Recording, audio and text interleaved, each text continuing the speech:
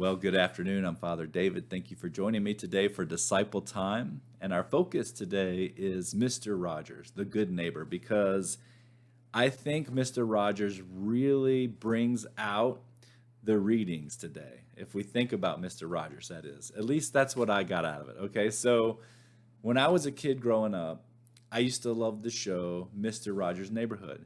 Now, there were several things I liked about it. One, I loved how he transitioned from being out in the world to this very special space that he was sharing with us. He did that by changing his jackets, changing his shoes, that kind of thing.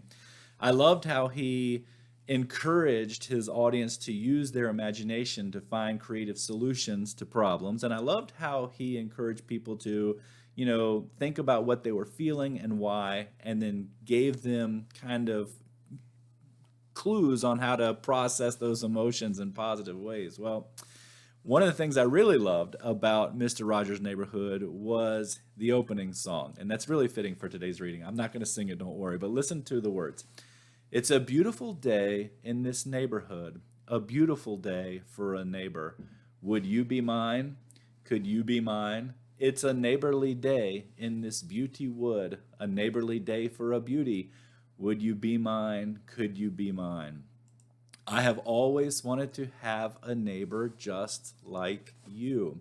I've always wanted to live in a neighborhood with you. So let's make the most of this beautiful day. Since we're together, we might as well say, would you be mine? Could you be mine? Won't you please? Won't you please? Please, won't you be my neighbor? Now, that song literally popped into my head as I was contemplating the gospel for this week. Why? Because the gospel this week is all about getting to the heart of God's law. And the heart of God's law really is love. We're going to look at that more Sunday. But even in the gospel acclamation, we see that we're being steered towards this kind of recognition of God's law and love. It says, incline my heart, O God, to your decree, and favor me with your law. And if you start to ask yourself, well, what is God's law? We can't forget about what God said about it when he summed it up for the Pharisees and the Sadducees there in Mark 12, verses 30 and 31, where Jesus said this, you shall love the Lord, your God, with all your heart, with all your soul, with all your mind, and with all your strength. The second is this, you shall love your neighbor as yourself. There is no other commandment greater than these. And so I think, what we see is in our gospel reading today, Jesus is calling out the love problems that the Pharisees and the Sadducees were having. And he says this, he says, well did Isaiah prophesy about you hypocrites.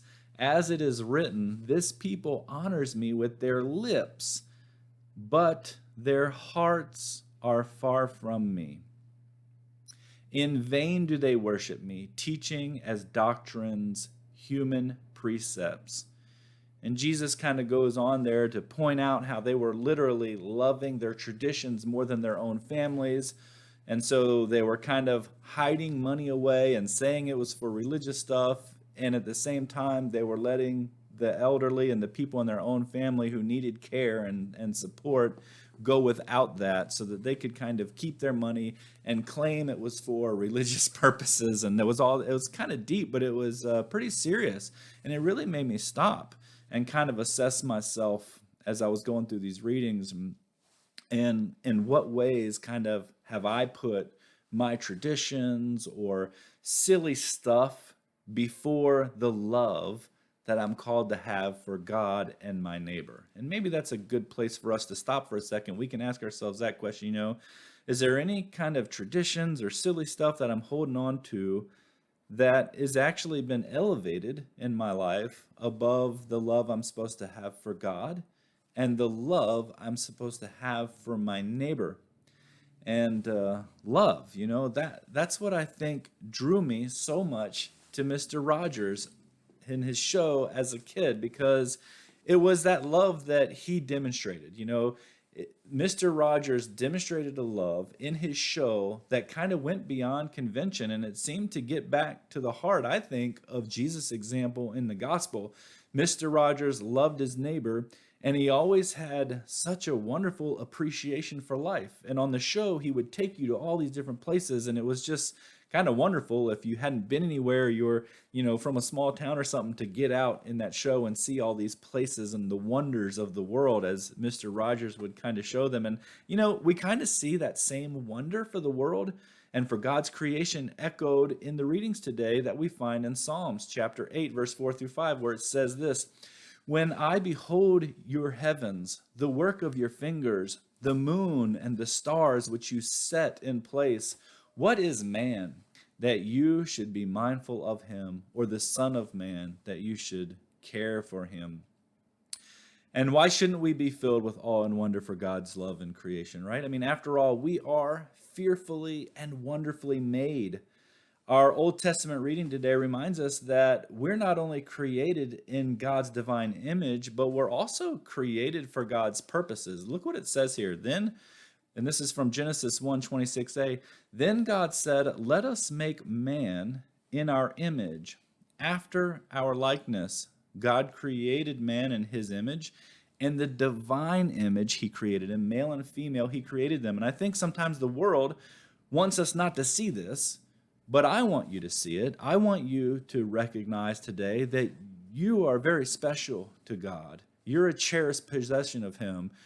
You have extreme value to God because you are created by God and for God and in God's image. And that's something that we have to hold on to as Christians. That divine nature that we've been given, that divine likeness that we hold as we go about in this world as Christ's ambassadors.